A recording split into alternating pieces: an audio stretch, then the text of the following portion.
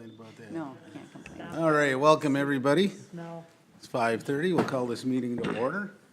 Dan, can I get a roll call, please? Yeah, Commissioner Lorge, Here. Commissioner Finneman, Yes. Commissioner Husnick, Here. Commissioner LaFleur, Commissioner Huntosh, Here. Commissioner Roberts, and President Winnick. Here. All right, I'll ask everybody to stand for a Pledge of Allegiance.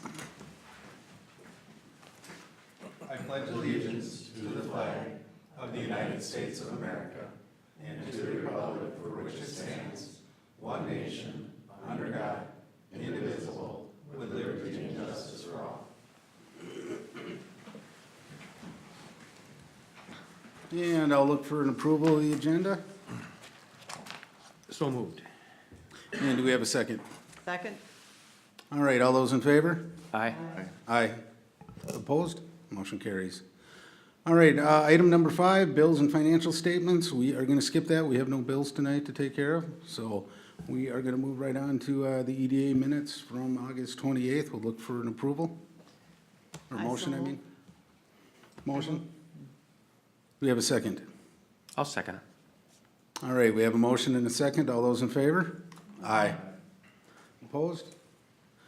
And we'll do that one more time. EDA workshop from September 11th. Look for a motion. So moved, Mr. Mayor. Second. We have a motion or second. All those in favor? Aye. Aye. Opposed? Motion carries. I abstain. And one abstain. Thanks, Judy.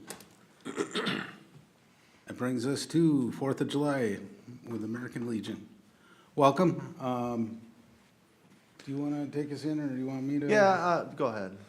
All right, well, I guess we've been talking a little bit in the past about, what can we do? We've been supporting the fireworks a little bit more, but kind of wanted to open up the channels of communication and see, financially is one part, but the other thing is just, where do we go to make it more of a community event?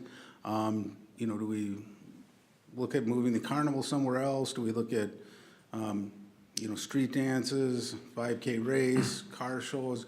What can we do to bring this event up another level to engage more of our community, more of our business community, more specifically into, bringing this event into, especially since it's going to be on the weekends and everything, but not just one year, but, every year. How do we keep building on what we have and, try some new things, make it a little more, a little fresher face on it anyway. Whatever, food trucks, the baseball game was a great thing, but just how do we get that going? And you guys do an awful lot. I don't want to, I'm not bringing this up to dump more work on you guys, but just to kind of open up this discussion and see how we can do this as a community to bring it farther forward, I guess. Well, the last time I was here, we kind of talked about some of the ideas that we had, but we also expressed, I know that the 5K run has been talked about before, and we did have conversations with a group at Running Aces a couple years ago to do the 5K run from Running Aces, and they wanted to do it the morning of the 4th of July, of the parade, so that they could run down the parade route.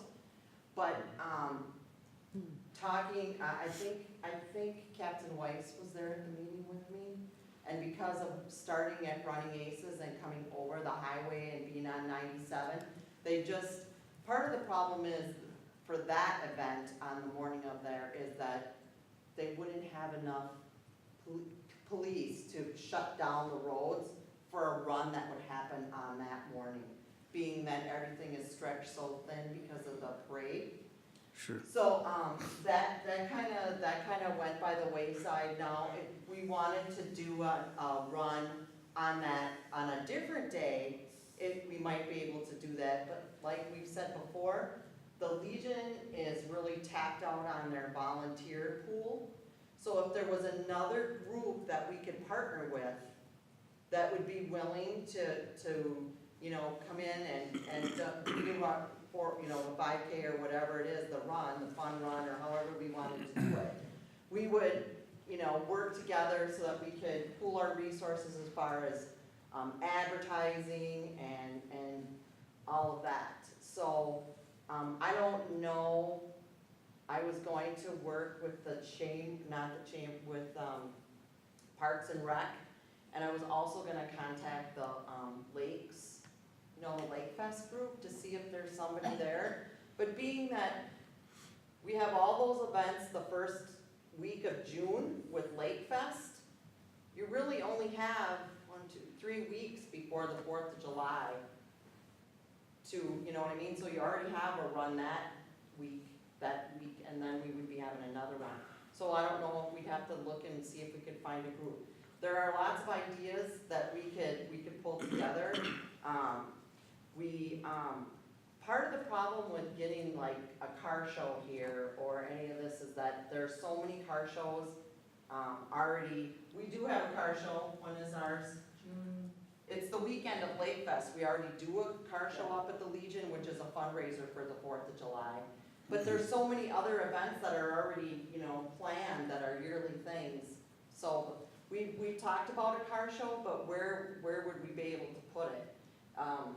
The problem with the car show is you need lots of space and they need a big parking lot. So we could do it maybe down here but it would be kind of hard to do down at the lake because you need parking for people that are down at the lake.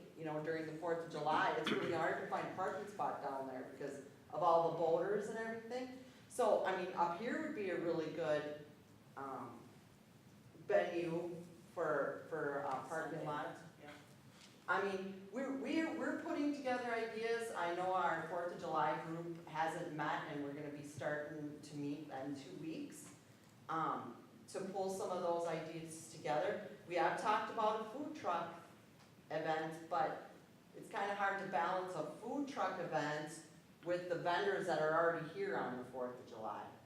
Do you know what I mean? When do the vendors for the 4th of July come in? They come in the weekend, but we talked with Terry Larson, who's in charge of the vendors, and him and I had talked about also getting food trucks that same time. Because we get our normal vendors, but we could also get food trucks if they go through the same permits and whatnot. But we need a place on the streets to put them. To park them. If we could park them down by the lake and take up one of the parking spots, where we would delegate just for that. Or back here along the trail. Along the road there, kind of coming right down from the bridge. Right along If the, you could do that, just like, Centennial. Well, that might be a really great event, And and, food trucks bring in a lot of people outside of the city because online a lot of them will promote themselves and they'll say where they are and they draw attractions from outside of the city. sure. so that's a possibility if we can get a road to put them on.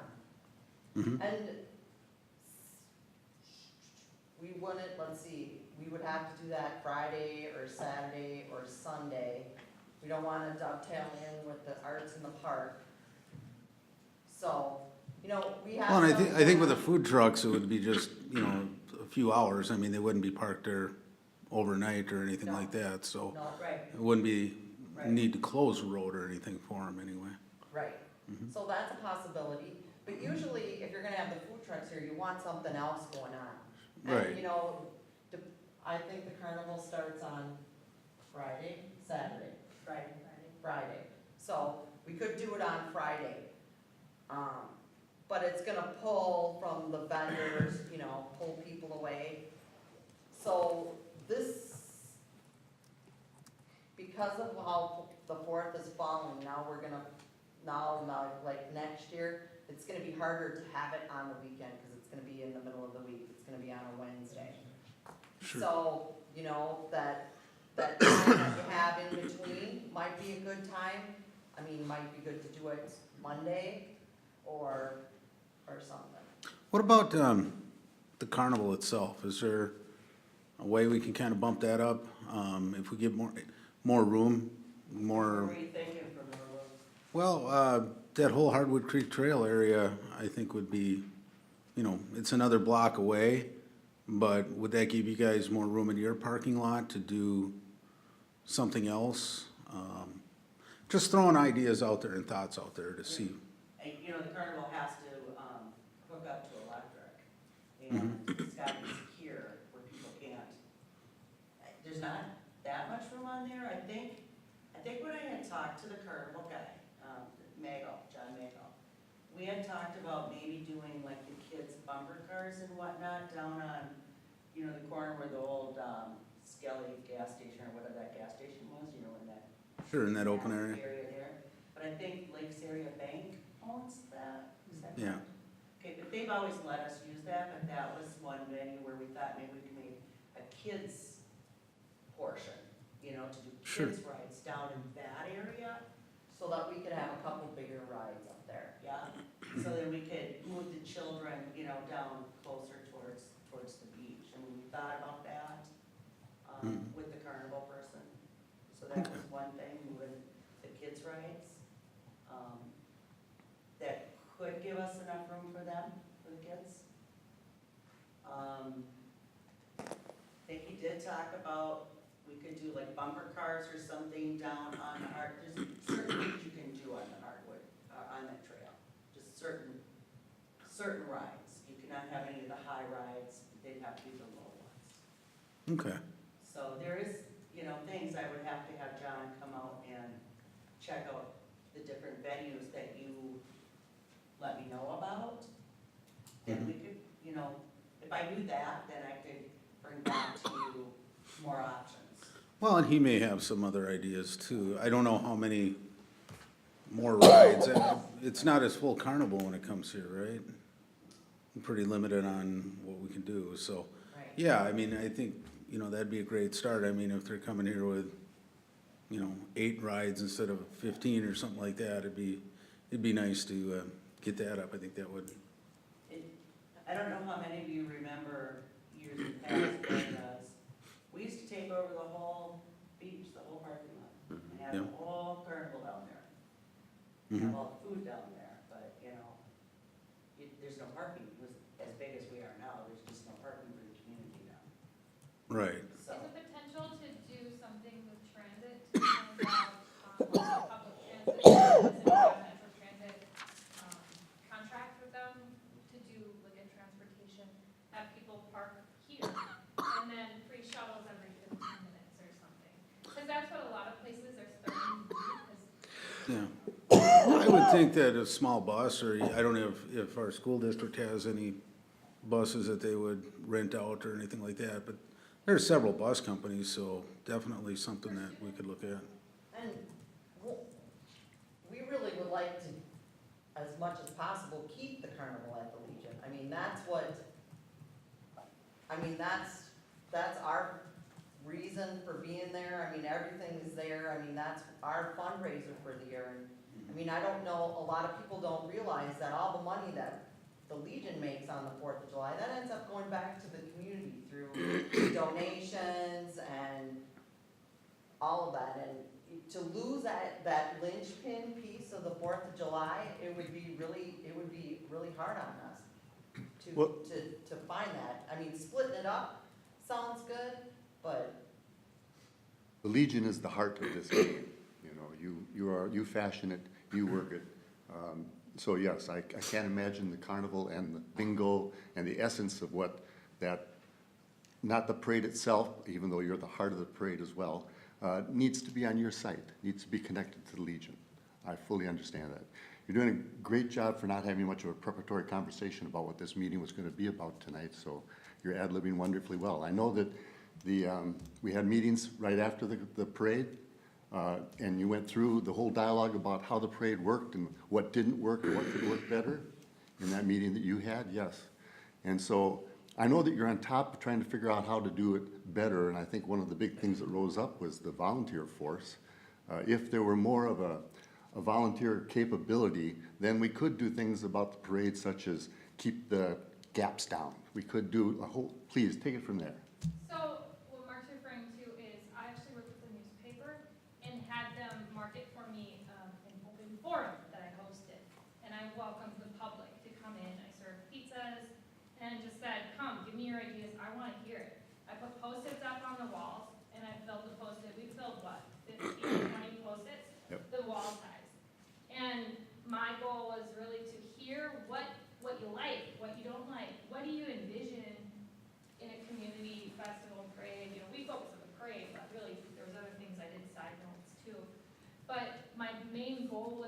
find out what people want to have going forward.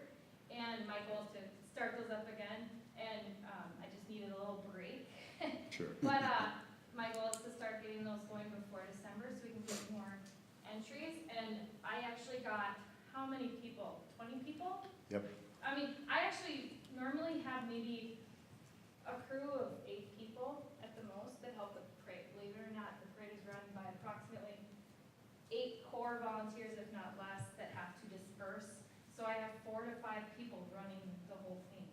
And I actually just opened it up, and I had people I've never met. I don't think you've met a couple of the ladies there. And they just came in because they saw the newspaper article, and they wanted to be part of something going on in the community. So I actually started a Facebook page to promote pictures. I said, please send me your pictures, I'll post them. And I got 350 followers from the community, and my goal is to enhance that this year coming up. So. What's a Facebook site? Forest Lake Parade, and I'm sorry, it's kind of long, so I amended it a little bit, but it's this Forest Lake Parade, and anybody can put pictures up, and you can find pictures of your grandkids, and then I ran pizza contests, gave away pizzas for the best pictures. I got some pretty awesome pictures for the newspaper to use, and I'm That's great. partnering with the newspaper to try and get more people than just our normal families in, to really trying to focus on getting a new population coming to the festivals. Go ahead, Chris. Ted, Or, I'm sorry, Ted. same lack of hair. Just a couple things I thought of. First of all, you might reach out to the Lions Club and the Rotary Club in town. I'm not sure there is a huge well of volunteers there, but they're both groups that maybe would be interested in being part of an event and could maybe take over a piece of it or add a piece and kind of do their part. You mentioned Lake Fest, and it's pretty likely that Lake Fest is going to be a very different event this year, including probably a very different time of the year. So there is a Lake Fest meeting coming up on November 8th at 10 a.m. at the school district office. So if somebody from the 4th could come, I think that would be great to make that connection. But it's pretty likely that that won't happen in the spring because of school construction and just the challenges of trying to put on an event towards the end of the school year when everybody has 5 million other things on the plate. So you, One of the things that I've always thought of, if they moved Lake Fest to the week right before the week of the 4th, the last week in June when school is out, and we had all those events, you would have all those events leading up to the 4th of July.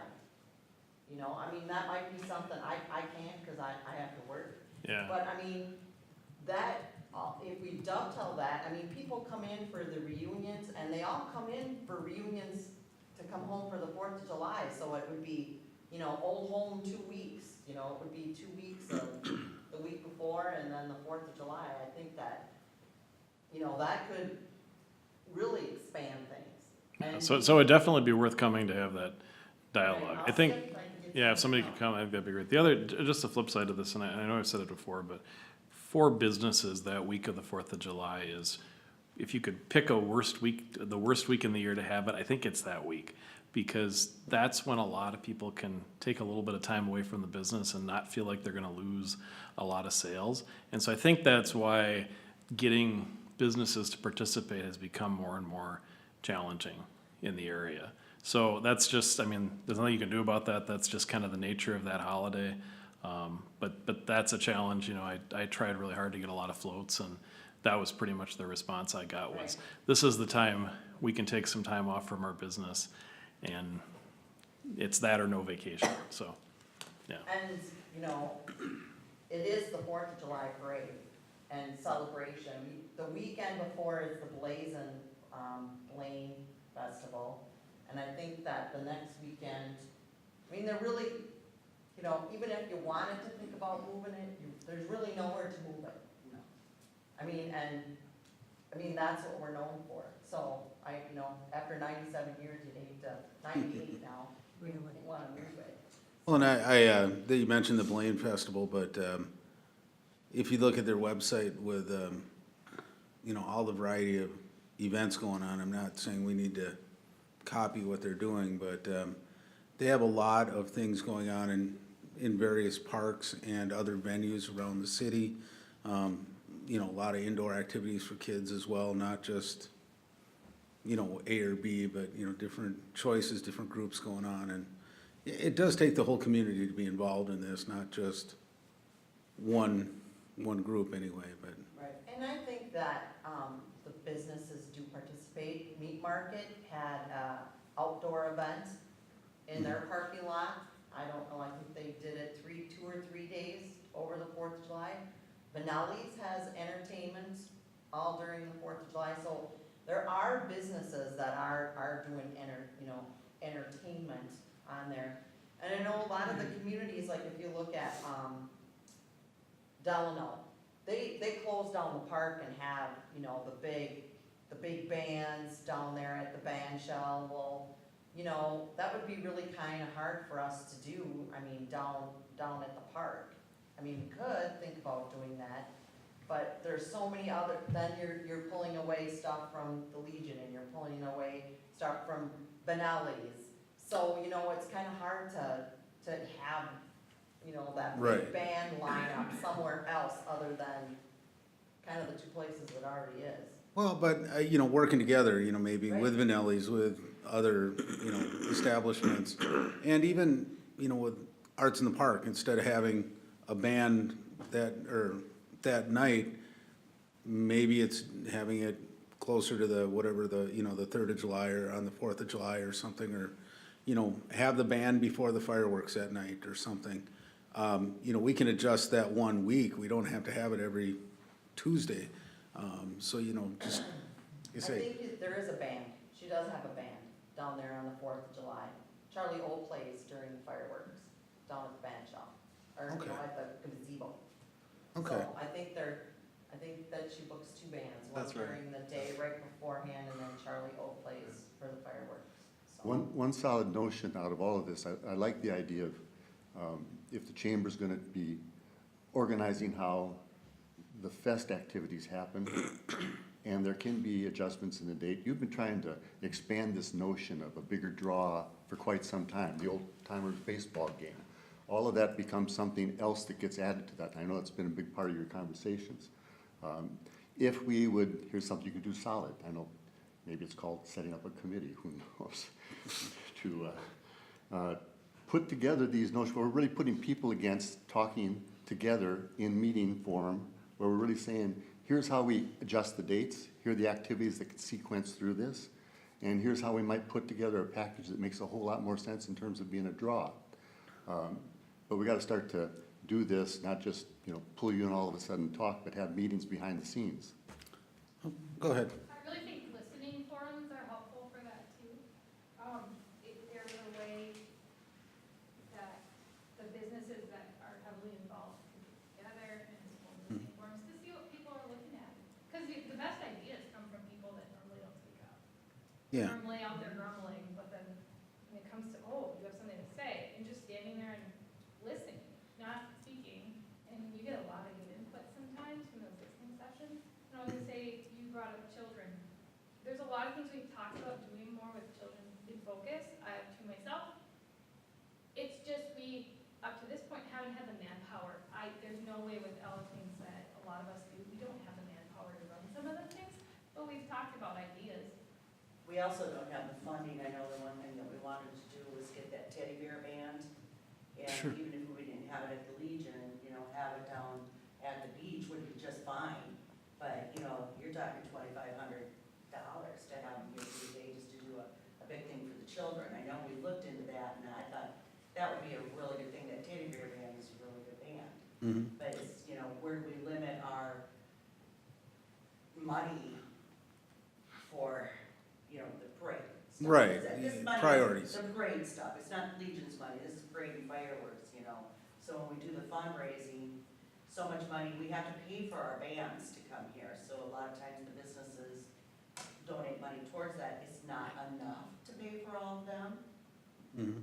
You know, so it's all this fundraising that helps pay for the parade and, you know, and the fireworks. So, to do those extra things that cost money is just a lot more work to fundraise.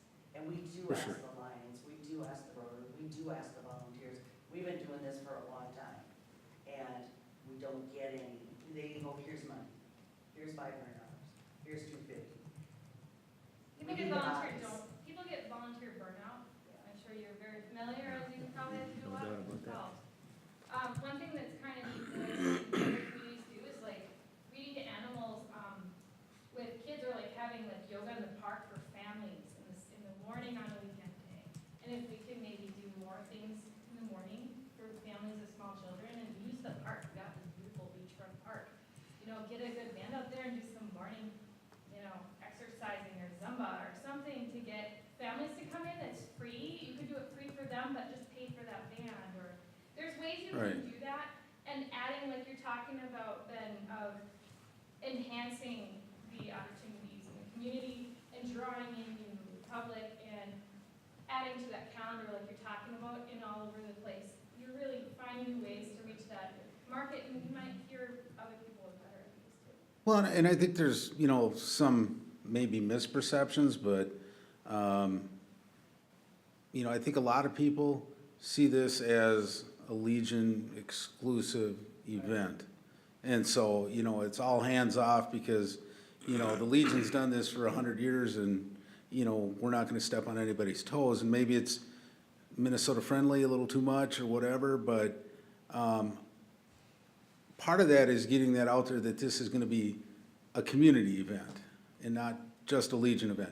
It's for you guys to make money, because that all goes back to the community, I understand that, but I think there's a lot of misperception out there that, you know, this is a Legion's event and, you know, we don't wanna interfere with that. You know, if you look at our advertising, it's always Forest Lake, 4th of July and parade and fireworks. It Right. does not say Legion on there. The only No. thing the Legion makes money on is our bar sales, our inside food sales, when we have bands, Mhm. just the things on our property, that's it.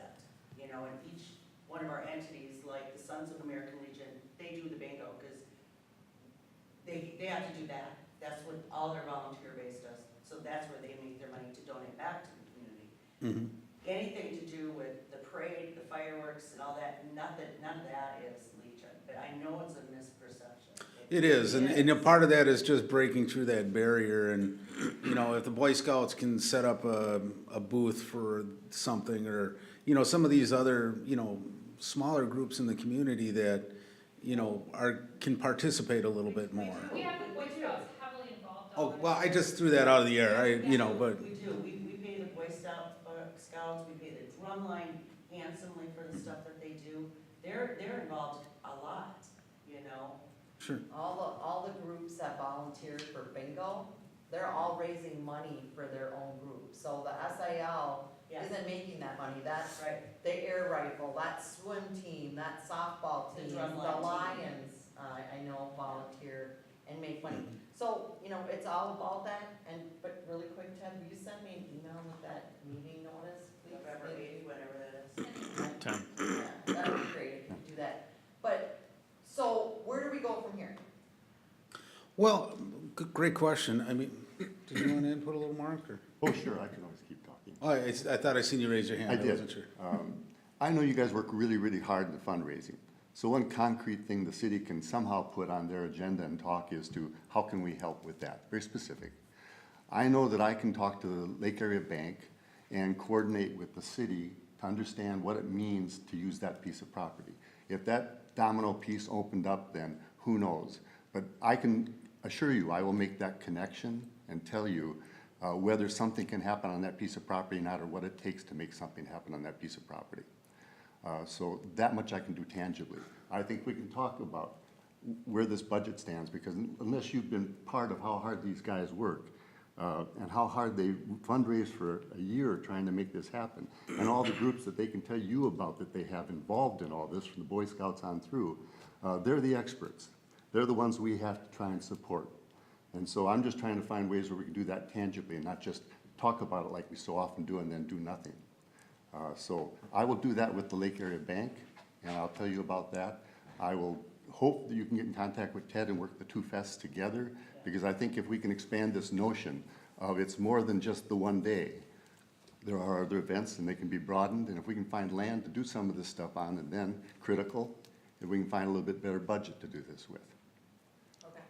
I think just another suggestion too is if there's a sort of an ongoing meeting, if there's a steering committee or however that's governed, publish the schedule tomorrow so people can get those meetings on calendars, because, you know, if they just sort of appear, it can be tough for people to get engaged. You know, if it's the first Wednesday at 4 o'clock or whatever, you know, let people know, and certainly I'm a member of the Rotary and I can chat with them and see if maybe there'd be some interest in having a representative attend regularly. But I think to have that calendar of kind of whatever the steering committee is really helpful to all that kind of planning, because otherwise people go off and do something and then the circle never gets closed back up. It's the third Thursday of every month, and so I think we're having a meeting next week, I think, out of order, but, and then we'll have one in November and December, so,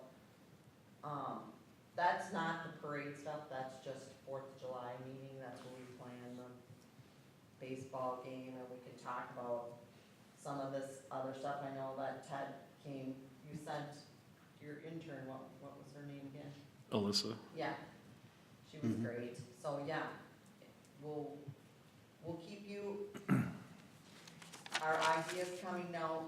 Would you like us to send you guys a regular update, like maybe not, like, just a status update of where we are with some of our planning? If we can email Aaron that, so you guys can include it in your, you know, little update, so, I mean, we don't necessarily have to be here, but between Marcia and Robin doing the parade and Vicky does the carnival and that stuff, I mean, we could probably put a status update together and send it to you guys, just so you guys know where we're at, where we are, how on track we are. Will that work? I think we certainly can do that. You know, one of the things I think the group here has talked about in the past is, you know, if there is a regularly scheduled meeting, which it sounds like there is, you know, is there the opportunity to have like an EDA liaison to the group, you know, someone that can be involved but then report back? So there's maybe just that continuity, no different than I think what Ted was talking about from the chamber's perspective. And then, you know, we would like to get Jamie more engaged with the group. You know, sometimes, I assume you guys meet at night, and that can be a little bit of a challenge at times, but We usually meet at 4:30 or 5. that's not bad then. No. We all work.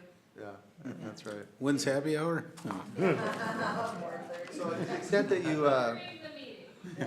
that you do have meetings, you know, I'd like to get her more engaged with that and, you know, at least be able to kind of create some of those linkages, like, you know, as Ted mentioned with, you know, what's going on with Lake Fest, and it sounds like there might be more of an orientation to make that a fall type of homecoming event, but, you know, we have Paddle and Yoga Fest that's going on, and I almost think that one might dovetail in better with 4th of July, because Yeah. as a standalone event, you know, it's not quite there. You know, I mean, the participation was down quite a bit this year, and so, I mean, the previous year with the record-setting effort was, you know, more robust, but, you know, maybe there is some of those synergies, or, you know, I think the one thing I've found out lately is that, I no longer understand what is cool, and so I think to her point, just recently, I'm reminded of that by my kids every day, but, you know, the idea of reaching out, and I think one thing we'd be happy to do is, you know, we have a decent following on our social media, and so to the extent that we can make an ask out to our group about, hey, what kind of ideas do you have for 4th of July, or go to the 4th of July parade page and, you know, provide them your feedback on this. I think it'd be good, because, you know, you do get, we see on issues like that when they come up on our page that there does get to be traffic and feedback, and some welcome and some unwelcome, but that's part of the discourse, you know, and so I think it'd be fun to engage that way. So we're happy to do that too. And it's nice if you could combine some of that, because then you can combine your advertising resources. I know that we did a lot of our advertising on the radio now with BQ and Bob FM, which has helped immensely, and it's helped with the booklet and raising money. I mean, we raised $11,000 this year just with the booklet that we sold for the parade program. So, I mean, all that stuff helps. Well, and take a couple steps further, but I know bands are expensive, just to keep the bands you have, but if there's also other bands that we'd like to get, I think knowing what they cost, so that maybe there are businesses in this area that would be willing to commit to sponsoring this particular band, from year to year or whatever as well, but, you know, I personally, I would never guess that the bands are as expensive as they are, till I heard about that. We're gonna pay that $12 for that one band every year, and then we just let them know, hey, it went up to 14, they go, we're sponsoring them. Right. So, Yeah, Marcia and Robin did a really good job this year getting a lot of different bands, and it's not easy to woo them away. We have to woo them away from Delano, Apple Valley. We have to, there aren't that many bands out there. The school bands they all break for summer. So, these bigger bands, you know, their cost between $5,000 and $10,000. I mean, I've been trying to get the University of Minnesota marching band here, and I even know people that have talked to them, and they're just not gonna move from Delano. I mean, that's that, you gotta woo them away at this point. One of the most fascinating bands to watch is easily 3 times the cost of any other band, and that's a big expense. Sure. When you're comparing how much we wanna invest into bands, do we wanna spend this on 3, or do we wanna invest this on one that's really cool, you know? And one thing that we've been doing, and why I really wanna keep working with building that group that I started with Mark attended, is to find new bands out there. And I've been working with our current commander he found some new ones on his own. And Aaron, like you had mentioned, I actually would be interested in working with my counterparts to expand our Facebook page to make it about the festival. And I can easily make any changes to that. And input is definitely welcome, but I didn't want to overstep my bounds the first time, so I kept it strictly with my wheelhouse. But I think that's really something we all need to look at is, you know, we want to support those local bands, but even the high school band, it's a very expensive, the donation they want is not what we can pay. They want to get $5,000. We cannot pay them the $5,000 they need for their instruments, but I'm actually working with the band instructor on finding alternate ways for them to fundraise, because we can't make that donation that they want for their instruments, but we're working on creative ways to help them plan how to fundraise better, because they don't really know. That's not something they focus as much on. They kind of think it's gonna come from the community, but they have to find alternate ways sometimes. It's $5,000 to keep those instruments going. Yeah, just two other points. The idea of a transit, I think, is a good one, and we have actually done that here, kind of served as like a park and ride, if you will. I mean, obviously on a larger scale, it's done for the state fair, but we do that when Leela has certain events right now, where they'll use us, and granted, it's a little bit shorter, but they use their own bus actually and go back and forth, and it works out quite well because parking over there is constrained, and I think the same can be replicated. Also, one thing we found that was helpful just with our programming at the park is for a while we were independently contracting for our music and our bands, and we weren't getting the best deal for ourselves just because it wasn't an industry that we understood or knew. And so we do have a promoter we work with now for Arts in the Park, and I think that really has helped out. One, he understands a little bit about what people are interested in and can diversify things a little bit and keep things fresh, but also he understands, you know, what they should be paid. And you guys are more into that than what we were, of course, but it was kind of a surprise to us when he told us, well, yeah, you probably are overpaying there by about $400 or $500, or, you know, so Right. we found that to be helpful. What I want to say I'd love to be in part of this meeting, but the parade is set. We know we need to get the units, so that can just kind of be left out. It's the events that lead up and all during. You know, the carnival, that's going to be set. If we can expand on the land or something, we can talk about that. But it's all these events that we can plan on doing, and asking the promoter, how much would a kid's band be down there at the thing? And we could promote on this, you know. The yoga in the morning, I think that was a great idea towards that board. You know, the board paddling, doing that yoga thing down there. I think, you know, you get a lot of women in there, and a lot of guys would be attending also. I think that's a great idea. So having all these events that lead up to a community 4th of July, you know? and We Ryan, also do a small color run with children that's red, white, and blue chalk. You know, if you've seen the Oh, chalk. that'd be a great idea. Have a small one in the, just in the park, just for like little kids, so Yeah. they run in the chalk. But little things that you could really. Wash them really off in the incorporate. lake. They could go swimming in the lake, and then they're gonna spend money in the local businesses, going out to eat, or whatever they're gonna do. Yeah. Ryan, are you coordinating with MinDOT, for 4th of July with the freeway construction and the bridge construction at all?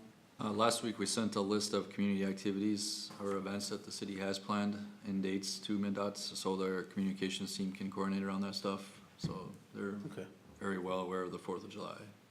okay, great. Well, I appreciate you guys coming here, and definitely want to keep the channels of communication open both ways. I think the upcoming meeting about the Lake Fest would be a great starting point to see what we can do. And Jamie, unfortunately, she's not here tonight, but our Parks, Lakes, and Trails coordinator, be able to get in touch with the promoter, do other things there too, so. Let's go forward. Obviously, budget is a big factor, and, we want to try and help there too, but just open it up to the community, get some ideas, try some new things, see what works, what doesn't, but yeah, lots of great ideas, so hopefully we can get a few of them implemented every year as we go forward and see what works and go from there, so. Appreciate everything you guys all do. Thank you very much. I want to thank you guys as a Legion member. Thanks a lot for all your hard work. We appreciate it. Okay, we're gonna leave now, okay? All right. We ain't gonna have dinner.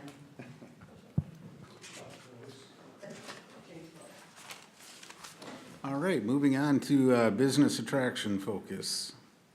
So President, members of the EDA, this was a requested discussion previously that, just to maybe take some time for the EDA to have a conversation about where you want to focus business attraction efforts. So, certainly there's a lot of different kinds of planning going on right now. You have the comp plan process, you have the city council doing some goal setting and so on.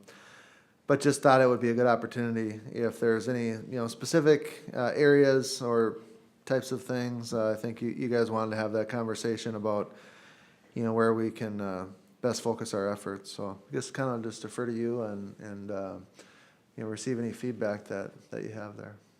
Sounds good. Anybody want to start off here?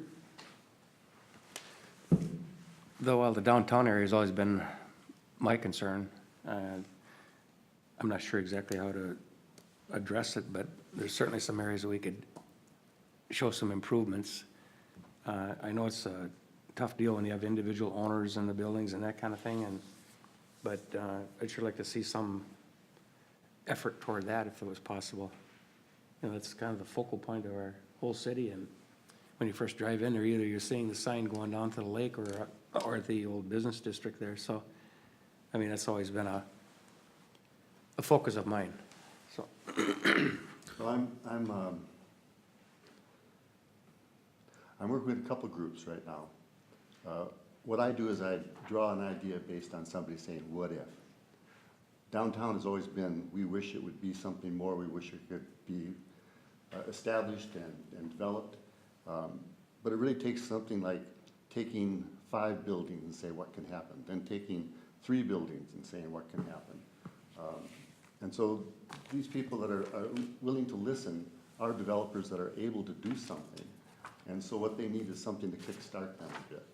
And so I'm working with a 3-building segment. I worked with a 5-building segment, and I'm trying to work with a 1-building segment, but that's, individual footprints are tough downtown. I think there's some things that maybe the city could look at relative to the status of buildings that are downtown. I think there's at least 1 building, there's a series of buildings back at the bank. There's at least 1 building that's, you could probably easily challenge it in terms of whether it's code-worthy at all. Whether we can move all the way to something powerful and strong like condemnation, I don't know. But it could be looked into, and I don't know that we're moving on those fronts. So like I have often asked this group, I'm kind of moving on my own. And so these are discussions that I am having with groups. I am trying to make it tangible. Some of this is at some point going to show up back in the city as an idea, whether it followed through and kept going or not. It's just a matter of moving forward on some of this. So downtown, yes, I agree. somebody's gotta take it by the horns and say there's these X number of properties that should be at least talked about. When I come down harsh on one piece of property about condemnation, then, you know, I play a kind of hard game on some of this stuff, but there's certainly one building that could be looked at. There's the other two that are back at the bank could really be talked about. So there's people that are interested in moving on properties like that. They think this is a good time. The marketplace is solid. There are things happening downtown. And there's all sorts of reasons to start to address specific things and see if we can't move on them. I don't know how to push that through an organization like this, so I kind of push on my own. Well, I think, you know, speaking of downtown, with the new lighthouse lofts going in, it's a great start for that end of town. And I think, I don't know where they got for waiting list right now, but I think that's gonna fill up awfully quick if they haven't already. They have a real nice restaurant going in there from what I heard. So that's, I think, a good start to help the rest of downtown take some type of shape. Mark, the building I know you're talking about, as far as I know, it does meet all the safety codes now, doesn't it, Aaron? They address that. Members council, I can email you some stuff that will help you at least understand the last conversation we had on it. But it appears, you know, you gotta have owners that are motivated to do something with that property too. Oh, I agree, and I think that there may be some things we can do to help the owners, maybe, I don't know. You know, that, there's gotta be some motivation. I agree with the fact that with the new building going up on the end, there on the north end of town, that may drive some of that. And hopefully- I'm hoping it will drive quite a bit. So, hopefully it That will. particular piece of property, I think they still are, have $1 million target on something that's not even worth a third of that anyway, but, eventually, hopefully they realize that, you know, it's time to allow progress to, roll through and do something different with it. But we do also have the downtown incentive program. I think that's been working well. I know we've got some extra money in the budget. Hopefully we, can consider expanding that into a couple different areas of town too. Farther down Highway 61. Where, do you know where the end of the downtown district is right now for the incentives? Yeah, on the north, it's just as you, I can pull up the zoning map, but generally North Shore Drive or North Shore Trail. Yeah. And then, you know, to the south, all the way pretty much, you know, through 61 and 97. Okay, it has been opened up the whole way anyway. Yeah, when we established it, we made it a downtown and Highway 61 incentive program. Okay, So, okay. Because I know the only people really taking advantage are downtown areas, isn't it, so far? predominantly. Okay. So, yeah, I definitely open to, you know, ideas, but we gotta have some willing property owners to work with as well. Sometimes when you show them what can happen, you find a willingness. Well, threatening them isn't, you know, Yes. I think condemnation is not even. So I threw a strong one out there, but it's a believable story as well. Alf, you can fill me in, because I don't hear these inside conversations. Approach it from the outside world of government saying, what if? Go ahead, Ted. Two things that have occurred to me as we've talked about this. First of all, are there existing, you know, medium-sized businesses in the city of Forest Lake or within a 20, 30-mile radius who are maybe looking to expand, and their current footprint just doesn't allow that for whatever reason? You know, maybe canvassing some of those businesses might be a place to start. And a second one, Aaron, that I believe it's the MinCar system. Do you have the ability to look at the macro level at the queries, like 90% of them are coming from bird food manufacturers, or 90% of them are coming from businesses that are outside the state, or they're looking for 25,000 square feet? Are you able to pull like kind of summary level demographics from that or not? Not for the people that are in the site selection process. Typically, and the EDA will see this on the ones we forward or whatever, typically it's, you know, well, I guess we don't forward these ones to the EDA, but a lot of times the way they come out is client in search of, you know, 7 to 10,000 square feet of office warehouse, you know, and then they break out the square footages or something. So, you know, based on that though, you know, we have done some targeted outreach, to developers that would be, interested kind of in that, multi-tenant spec market, for kind of office warehouse with a lean toward the warehouse, because that requirement comes out pretty consistently. It's slowed down a little bit now, but for a while there, it was, you know, almost on a every other day basis, you'd get a request through from, you know, let's say 5 to 30,000 feet, someone looking, you know, and within our trade area, we just don't have a lot of that space in the market that, you know, has the kind of overhead door height that people are looking for. That's not kind of uniquely divided and things like that. So, you know, I think we are ready for a multi-tenant spec building. It's just a lot of times it takes, on the development finance side, someone locking down a commitment for at least some of the space, you know, to get it financeable and all that. So we have done some outreach. There's some potential interest in that, but I think that if I had to say, you know, what's a gap or what's the market wanting, I think that little sweet spot for people in that range. Now, the one thing we don't see a lot is what kind of rent they're willing to pay. So is it support new construction, or does it support, like, they've got to get in the existing market? But we do not have a lot. We've reached out to some people that we thought might have space. For example, the St. Croix Forge, they've got their warehouse space over on 12th there, and doesn't ever look like it's very utilized, but when we sat down and talked with them, it's definitely utilized. They have a business purpose for it and a need, and so, you know, it seems as if we're pretty tapped in that area. So I think that's a strong potential for sure. Thanks, Aaron. So we have all gone out and talked to 5 businesses, and we'll go back as it's appropriate and continue to keep a relationship going to the 5 we've talked to. Is there the next list, the next 5? President, members of the EDA, so the next agenda item has business retention visit summary, just to kind of get a check-in on, you know, what people have had the opportunity to do. It's, just a couple minutes more on the business attraction, I guess. I had a couple more Yeah. comments, but, with attending, the PetSmart grand opening, and, you know, had the opportunity to talk with their regional managers and a couple people corporate, and, I was really surprised at how excited they were moving to Forest Lake, because, you know, I don't know where they get their demographics from, but, I mean, they had customers, you know, from Coon Rapids, from Maplewood, from other places, you know, that were farther north than Forest Lake. I mean, I think we've got, you know, some key items here being in the north corner of the metro area. We've got so many people coming through here, and it's, you know, how do we get developers to realize that, you know, the freeway is there and these people are driving right past and going another, you know, 10, 15, 20 miles to get accomplished what they could right here, being more convenient. So, you know, that part of it, I think, is one thing we really have to look at.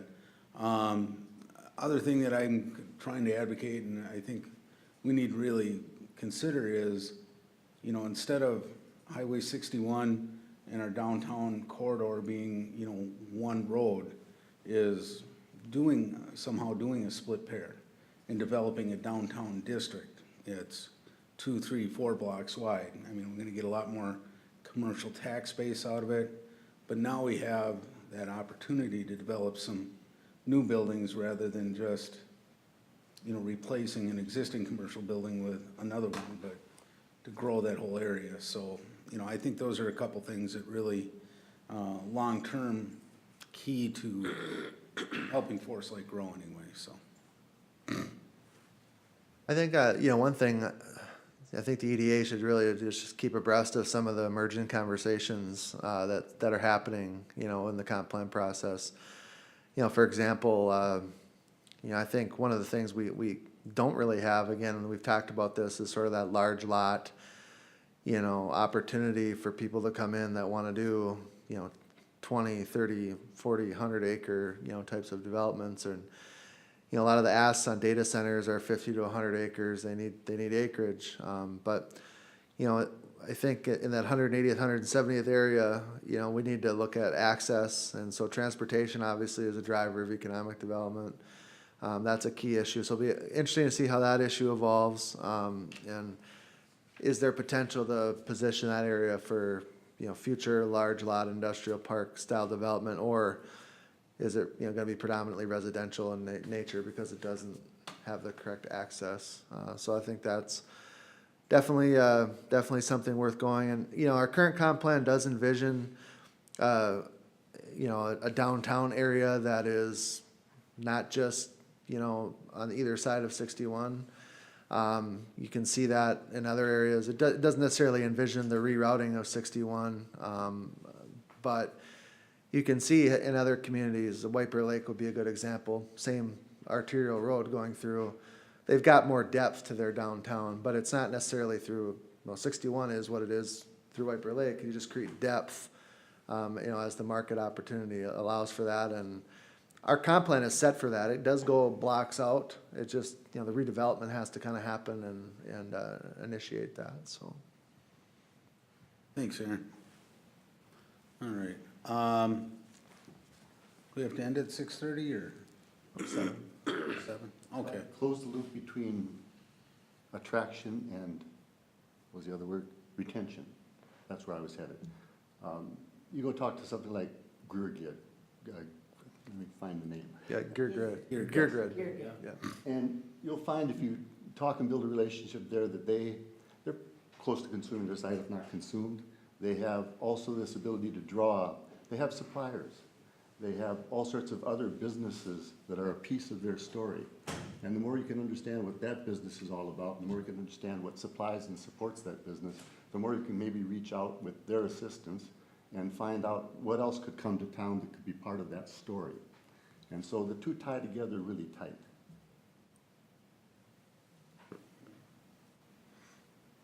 All right. Anybody else? Should we move on to the business retention visit summary? Yeah, right. The idea here was just to have this on at least one agenda per month, just as a check-in. You know, again, if you have something that comes up on a business retention visit that requires follow-up, we're always happy to do that and follow up on that in between the meetings. But, you know, I think as discussed a little bit here tonight, I think it is interesting to kind of hear what you're hearing and what, you know, yeah, suppliers, that's a great question. You know, I mean, that's one I like to ask when I'm talking to people is, you know, who are your principal suppliers? And sometimes there's possibilities there, sometimes there's not. But I think that's a great question to be asking people, where their, you know, markets are and customer bases are too. But, yeah, it's just more of an informal opportunity for you to check in on business retention visits and any feedback you're getting or any that was particularly insightful. Well, I know with the visits I've had, you know, I think the first go-around is more of an icebreaker. And, you know, nobody really is, you know, gonna jump out and say, you know, this is great, or I hate this, or whatever, but it seems like they're comfortable. You know, most businesses that I went to, you know, they really hadn't had significant interactions with the city. And, you know, they don't have experiences with other cities really either, so it's like, you know, they're happy where they're at. I think part of it is the economy this year has been really good. You know, people are growing, they're doing more, they're busy. You know, it was more, I'm here, if you need us, you know, let me know something, if there's anything I can help with. I know, Aaron, like when we visited with Team Vantage, again, the watershed district was more of an issue than City of Forest Lake. They're growing, they're doing great, you know, hopefully we can talk about an expansion or another building for them. But, you know, like Aaron pointed out, we have to have the space to put up those larger buildings. And currently, we just don't have that space shovel ready to go yet. And part of that comp plan is trying to get that done, so. We do have some raw product, I guess we just have to understand what to do with it. Sometimes talking to a business, what I have found is, it's maybe not so much their business, but it tells you about a marketplace. Mini storage, for example. was one of the businesses I talked to. For all that you see, we don't have any really contemporary facilities that you might have in a tighter to the urban setting. And we seem to have a marketplace that's asking for more. Put up a lighthouse loft, and suddenly you see that there is a marketplace that's gonna grow in that direction. It tells you that the marketplace is there. And since then, I've talked to people that have pieces of property. Unfortunately, these ones didn't work for that kind of a business. But it tells you something about the marketplace, what's moving in this marketplace and what's needed. And the businesses are the best place to go figure that out. So that's what I've been driving from this. Sometimes the business is telling you they want to do something with the property when something else might be a good idea too. So I'm working with the comp plan to try and show these options. And I think it leads you from one thing to the other. It's not just as they satisfied and they happy. They tell you about the marketplace, and sometimes they're making moves that you might think should be done differently for the sake of our future commerce. Be it residential versus commercial.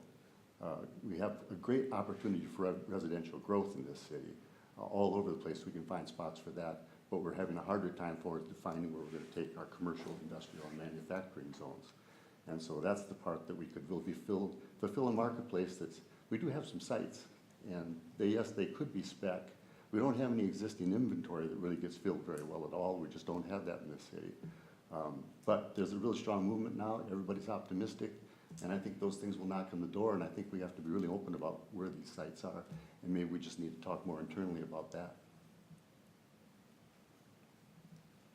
All right. Any other input? Sounds I would good. just finish my last question. So I've done my 5, I'm over another 5. I'm willing to see this through and keep talking to businesses. I don't think within 7 times 5 we've covered the businesses. So if there's another list, you want to divide it up again, we'll just keep the conversation going. Did that list come from that wasn't all of the businesses that we interviewed through the BRNE, was it? No, so we, I think originally we started with 10, and then, I think the next iteration of it, we decided it'd be best. The working idea is you're gonna have 5 per year, but certainly we have, I can get you as many as you want, you know. So we've gone from kind of each extreme where 10 seemed to be a little bit long of a commitment. It was close to 1 a month, and, but we can also, you know, get you as much as you need as far as that's concerned. We have quite a long list, you know. We have a couple hundred, you know, 200-300, I think, on a list that we're drawing from. So. Do we, or maybe Dan can answer this more than anything, not to put you on the spot, but the Open for Business, is that on the city's website or on the calendar or the meetings? The original meeting was, I don't think I've updated it since I put the original kind of kickoff meeting on there. But I Okay. can definitely add it to our community events calendar that's on the website.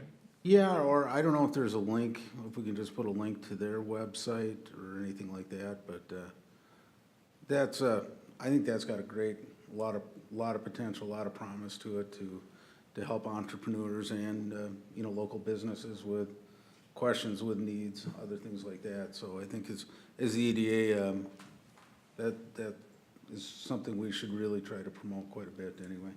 I asked Chrising and Tyler for brochures, they were out at the time, Yeah. to hand out when I go on visits, because Madison Fixture is very interested in working with them. Oh, sure. They've had a recent layoff, their end of what they do has slowed down, and they need help with finding other similar streams of revenue and product. And she's very excited about Open for Business. And Yeah. so if we all had, I'm not sure when Tyler is here, but he's supposed to be getting new brochures. It would be nice if we all had access to them for Open for Business. Yeah, we could have some at the next meeting so we can Yeah, all. that would be great. So- Yeah, Great. he's here, and just so you guys know, he is here the 2nd and 4th Tuesdays at 9 o'clock. And so that's his Forest Lake office hours, so he's here from about 9 to 1 on those 2 Tuesdays of the month. And then as he, Where is he? Way in here. he's up in one of the upstairs conference rooms, so we just set that aside for him for the half a day, and he's available to meet with people. But as he mentioned on the kickoff that they did here a couple Fridays ago, he's willing to come whenever. And actually, I was pretty encouraged by it. We've been trying to promote the program and certainly let the EDA know about it. I know he's, been to like the chamber and some of the BNI and Rotaries and things like that to kind of just get himself introduced. But I think he said for all of Washington County so far, since he's been on for the few months, it's about 25% of his sort of work has come from Forest Lake. So that's, at least we're getting a good representation of people that are using the service.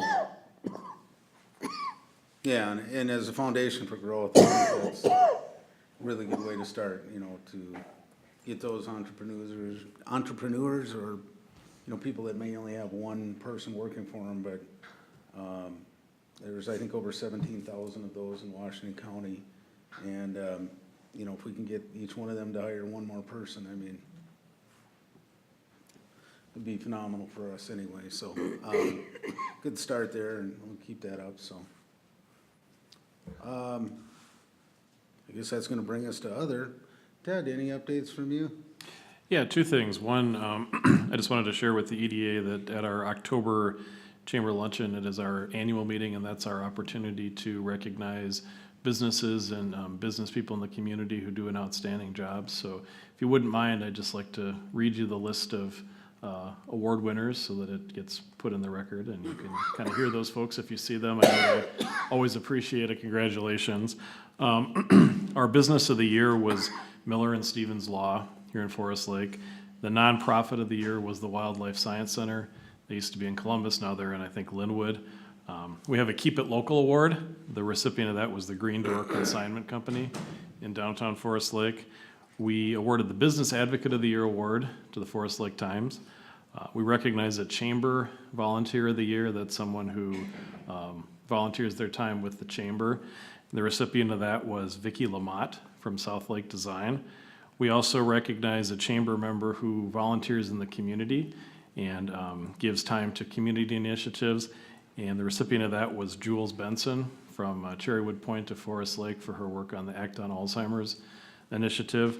We recognize a Green Champion. That's a business that goes above and beyond to recycle and promote clean air and clean water, and the recipient of that was Big Apple Bagels. We we recognize a Woman in Business of the Year, and that recipient was Lori Bessler from Mindscapes Unlimited. And then I give an award to someone who makes my life a little easier, so that recipient was Nanette Lanasa from Rapid Press Printing. The other thing is that coming up on Friday, November 10th, we have one of our free Chamber U events. It'll be from 8 to 10 in the morning, and the speaker will be talking about hitting the mark from a marketing perspective, so how to make your marketing more efficient. And it's open to, any business people in the area are welcome to join us. And location on that will be to be announced. That's all I have. Thank you. All right. Thanks, Ted. All right. Nice, Your Honor, just a few minor updates here. We did receive the building permits for Gateway Green, so that's about an 80-unit apartment facility that's gonna go in the Gateway Green subdivision off of 19th and Everton. Likewise, right in that same area, Timber Ridge, same developer that did Arbor Ridge over off of 8th, is submitting for a site in the Gateway Green Second Edition for another, basically the same exact project or footprint for the building as Arbor Ridge. And so he was encouraged by the market for that, and is coming into Planning Commission, is it this week or the next? November meeting? 8th, the November first 8th. planning commission in Okay. November. And Planning Commission also had approved the site plan for the Anoka Hennepin Credit Union on Lot 5, which is up for appeal tonight, but there's a framework for an agreement to withdraw that appeal, so that has to be tabled at tonight's council meeting. Other than that, that's all I have. All right. Ryan, question on, with all those apartments going in that area, I know Washington County's, planning on improving that road, but, will they be updating traffic counts or anything to take those into consideration before they proceed? So, Washington County obviously will have a long-range forecast on projected traffic, land use, you know, obviously that's important to our comp plan. Those areas, well, the apartment on the corner is a little different use, but not really gonna generate much more traffic than was originally approved in the 2004 PUD. So, you know, really all that's been planned for, that was a local road there. Obviously, when the county comes in, they don't ultimately know what they're gonna do yet with Everton Avenue or County Road 33, but that will be all planned and accounted for. They have worked closely with the applicant to date as, you know, where their exit entrances are. They are proposing entrance exits off of 19th Street, so that'll align really nicely with the development to the south, and I think they'll have a nice project in, so. All right, thank you. All right, anybody else have anything to? Just one side note, I guess, since our last visit, and we know Team Vantage talked about some parking lot expansion, I did see the construction stakes and equipment sitting in their green space today, so that probably here, I would assume start up this week, so. All right, yeah, I seen that as well. I And they forgot to are on the mention agenda for the watershed for conditional approval, Caprock, Wednesday morning, so. that. All right, sounds great. I'll look for a motion to adjourn. I so move we adjourn. We have a second. Second? All those in favor? Aye. Meeting adjourned. Have a good week, everybody.